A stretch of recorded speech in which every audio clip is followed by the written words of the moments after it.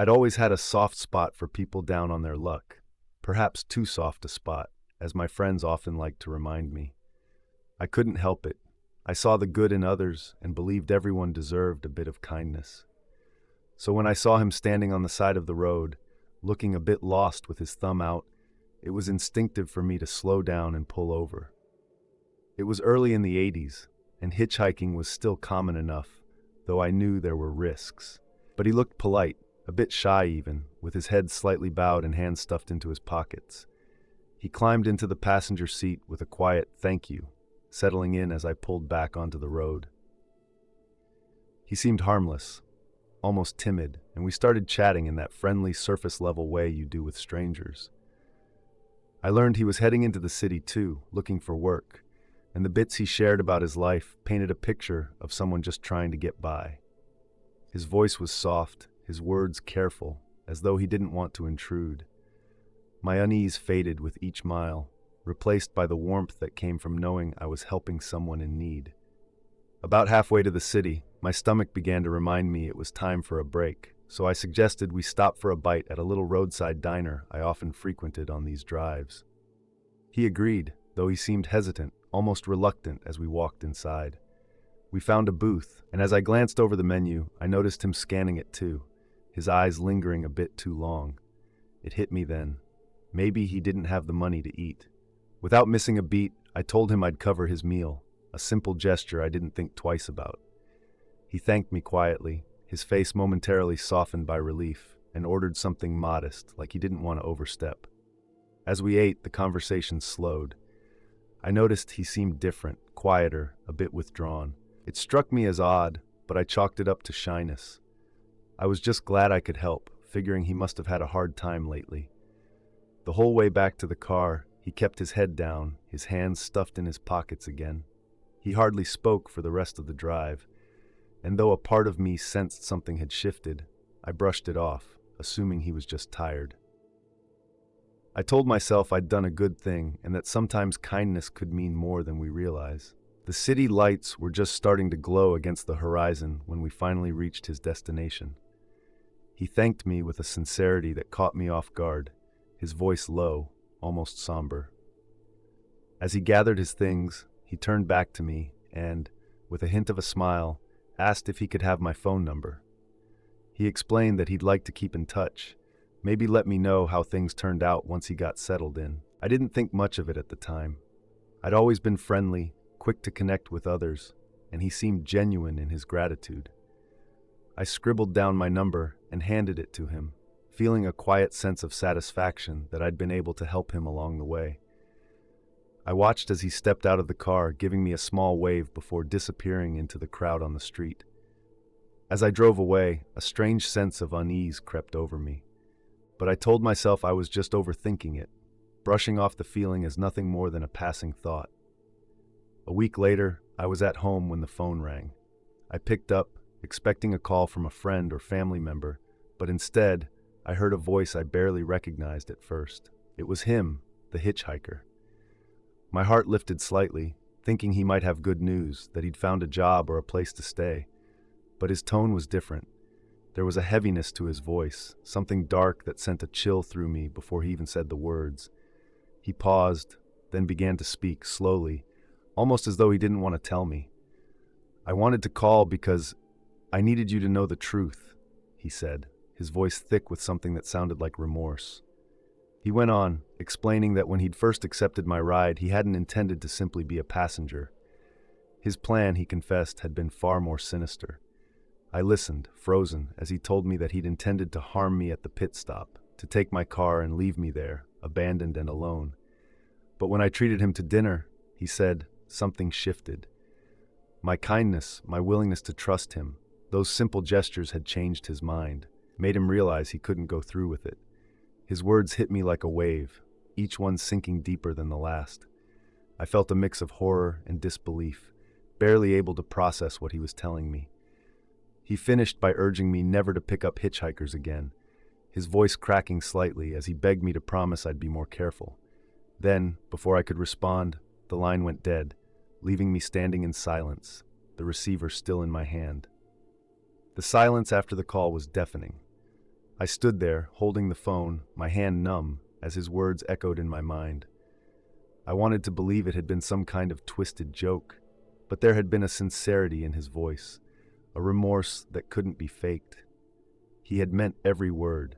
The kindness I'd shown him at that little diner had been all that stood between me and something unthinkable.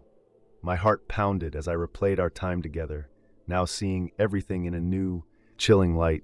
I tried calling the number back, desperate to understand more, but the line rang and then clicked, connecting to nothing but silence.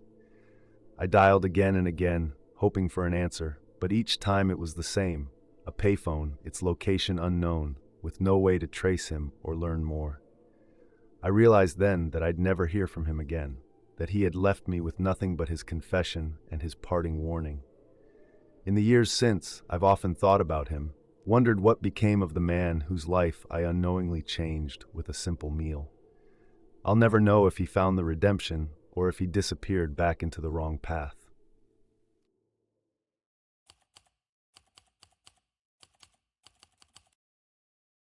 It was supposed to be just another stop, a quick break on a long, uneventful work-related road trip. I was tired, my back stiff from hours of driving, and Buc-ee's seemed like a good place to stretch, refuel, and maybe grab a snack. The sprawling gas station was bustling, with travelers streaming in and out, stocking up for the miles ahead. It was busy, anonymous, the perfect stop where nobody paid much attention to anyone else. I was just one more face in the crowd, and I liked it that way. That was when I noticed her.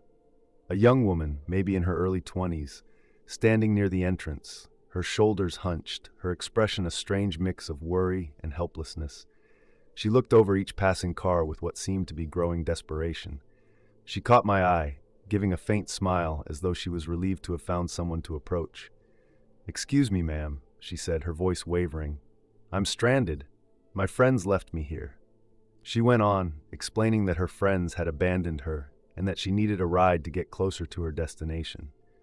Her story seemed plausible enough, but something held me back. The pit in my stomach grew as I considered her request. It was a natural reaction, I thought. Being cautious, especially on a road trip with someone I didn't know. I walked over to the counter, explaining the situation to one of the store employees, who confirmed her story. Still, something about it left me unsettled, but I told myself that maybe she genuinely needed help. Despite my hesitation, I decided to offer her a ride. Maybe it was a mistake. Maybe it was the right thing to do. Either way, I told myself I could handle it.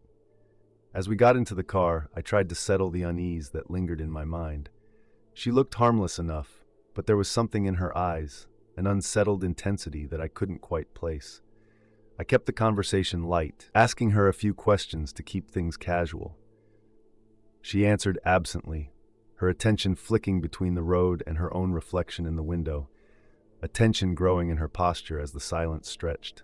Within minutes, she started asking to use my phone, her voice tinged with a hint of urgency. "I need to call my boyfriend," she said, leaning forward slightly.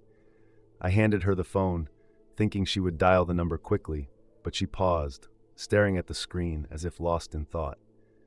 Minutes ticked by, and she kept the phone in her hands, seeming to hesitate.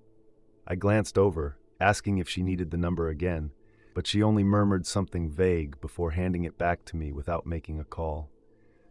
The tension in the car thickened as she asked again a short while later, this time more insistent, as though she were growing desperate. Then came the request that raised every red flag. "Can you just take me straight to my house?" she asked, her tone almost pleading. She claimed she knew the way, that it would only be a little further. I declined, explaining as calmly as I could that I'd only agreed to take her part of the way. Her agitation grew, and she shifted uncomfortably in her seat, glancing back toward the road behind us. I didn't know why she seemed so anxious, but a strange chill began to settle over me as we drove in silence, each mile deepening my sense of unease. The tension in the car felt thick, a silent weight that grew with each passing minute. I tried to shake it off, focusing on the road ahead. But as I glanced in the rearview mirror, a new worry crept in. A van had pulled onto the road behind us, keeping pace with my car. At first, I told myself it was just a coincidence. Highways have their share of cars traveling the same direction, after all. But no matter which lane I chose or how fast I went, the van remained behind, never trying to pass or pull back. I glanced over at my passenger, noticing how her gaze kept darting to the back window. She seemed to grow more tense with each glance. Then she asked again for my phone, her tone more urgent this time. "I need to call my boyfriend," she said, her voice rising in pitch. I handed her the phone, expecting her to dial, but she hesitated, once again failing to provide a number. The strange behavior set every nerve on edge. Her repeated, almost frantic requests to use my phone and her insistence that I take her directly home didn't add up. And all the while, the van behind us stayed steady, shadowing my every move. The possibility of something more sinister flickered in my mind, and a cold realization began to take shape. Was this van connected to her somehow? I didn't want to believe it, but everything felt off, as though I'd stepped into something I didn't understand. My heart began to pound as the uncomfortable reality of my situation set in. My mind raced, trying to decide on the safest course of action. With every passing mile, my discomfort grew, and the girl's agitation seemed to intensify as she continued to press for a direct route to her home. The van's steady presence behind us felt like a shadow I couldn't escape, a reminder that something dangerous could be lurking just beyond the headlights. Finally, I spotted a busy grocery store parking lot up ahead. I decided it was my best option. If the situation took a turn, at least there would be people around. I pulled into the lot, my hands gripping the wheel tightly as I tried to park as close to the entrance as possible. The van followed us into the lot, parking just a few spaces away, its doors closed, its occupants hidden. The young woman sat in silence beside me, her expression shifting between annoyance and something else I couldn't quite place. I turned to her, trying to maintain a calm tone. "This is as far as I can take you. It's time to get out." But she didn't move. She just sat there, eyes fixed forward, her face unreadable. My pulse quickened as the seconds stretched, the silent refusal hanging in the air. I noticed a sheriff's deputy nearby, his vehicle parked close to the grocery store entrance. Relief washed over me as I caught his eye and signaled for help. The deputy approached the car, leaning down to address the young woman. He coaxed her gently, his words firm but calm, persuading her to step out. She hesitated, glancing back at me with a look I couldn't decipher before finally opening the door and stepping out. The deputy positioned himself between her and my car, giving me a brief nod as though to let me know I could leave. But just before I started the engine, she looked back, her expression shifting to something almost dark as she said, "I don't have a boyfriend. My friends are in the van." Her words settled over me like a dark cloud, their meaning twisting in my mind as I struggled to process what she'd just said. My friends are in the van. It was all I needed to hear to confirm every suspicion, every instinct that had whispered warnings since I'd met her. The van had been following us intentionally, its occupants somehow connected to this girl who had, for reasons I could only guess at, lured me into giving her a ride. The deputy didn't hesitate. He quickly positioned himself between the young woman and the van. He gave me a small, firm gesture, signaling for me to leave, a silent assurance that he would handle the situation. Heart pounding, I pulled out of the parking lot, keeping my eyes forward, unwilling to look back at the scene unfolding behind me. I was shaken, but grateful for the chance to escape. Later, the deputy called to confirm I'd reached home safely. He explained that he'd kept the group in the van occupied just long enough to give me a safe exit. I asked what had happened afterward, hoping for closure, but his answers were vague, suggesting there was more to the story than he could share.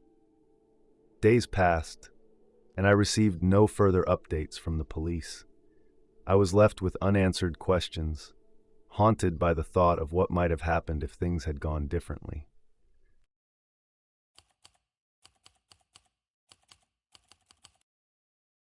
It was one of those nights that started out perfectly normal, maybe even better than normal. It was supposed to be a cozy evening in, just the two of us, unwinding with some movies and maybe a glass of wine. But somewhere between clearing the dishes and talking about his plans for the weekend, everything took a turn. It's hard to pinpoint what exactly went wrong. Maybe I said something that hit a nerve, or maybe he'd been holding on to something all day, just waiting for the right moment to let it out. All I know is that, suddenly, we were deep into an argument I hadn't seen coming. The argument had left me feeling trapped, words and accusations bouncing off the walls of my boyfriend's home, leaving no room to breathe. Without thinking twice, I grabbed my coat and stormed out, the impulse to escape overwhelming any sense of caution. I wasn't dressed for the cold or the road ahead, only pajamas, Uggs, and my winter coat. I hadn't brought my phone either, and in that moment, I didn't care. All I wanted was to get away, to walk off the frustration and clear my head. The night was quiet, the chill biting against my skin as I stepped out onto the winding, rural road. Upstate New York had a way of feeling empty and expansive, and the road stretched out in darkness, only interrupted by the occasional passing car. The snow from earlier had left the ground damp and muddy, and each passing truck sent a spray of cold water onto my legs. But I kept going, too stubborn to turn back. I hadn't really thought this through. I was far from familiar with the area, and the rural landscape was more intimidating with each step. The silence around me grew thick, pressing in as I walked further into the unknown. As I continued down the road, the initial burst of anger began to fade, replaced by a gnawing feeling of discomfort. I tried to shake it off, focusing instead on my plan. My only idea was to make my way to a friend's mother's house, a place I'd visited once before. But as I trudged along the dark, unfamiliar route, I realized I didn't remember the exact address or how far it was. I had no map, no phone to call for help, and each step seemed to stretch the distance further. Then, as if to mock my determination, my boyfriend's car appeared on the road, passing by slowly. I felt a surge of hope, thinking he'd come to his senses and was here to apologize or at least offer me a ride. But he drove by without a glance, disappearing down the road without stopping. My heart sank, frustration mingling with a growing sense of vulnerability. I was soaked, cold, and alone, but turning back wasn't an option. Determined to press on, I kept walking, telling myself that safety was just a little further ahead. The road felt longer with each step, and the isolation settled around me, heavy and unyielding. Then, out of the darkness, a pair of headlights appeared, drawing closer and illuminating the deserted stretch of road ahead. An old pickup truck slowed as it neared, and my heart raced as the driver rolled down his window, peering out at me. He was an older man, with a worn face and a thick jacket, and he looked at me with a mixture of concern and curiosity. "Need a ride?" he asked, his voice gruff yet steady. I hesitated, the warning bells in my mind clashing with the relief of finally seeing another person. The night was cold, the road endless, and my determination to keep walking was wearing thin. Against my better judgment, I nodded, climbing into the truck, telling myself that it was a calculated risk. I kept my body angled away, one hand close to the door handle, ready to leave if things went sideways. As he drove, the silence between us felt uneasy, thick with questions left unspoken. Then, without warning, he made a strange comment, something about making money off girls like me. My pulse quickened as I glanced over, unable to gauge if he was joking or if there was a darker meaning behind his words.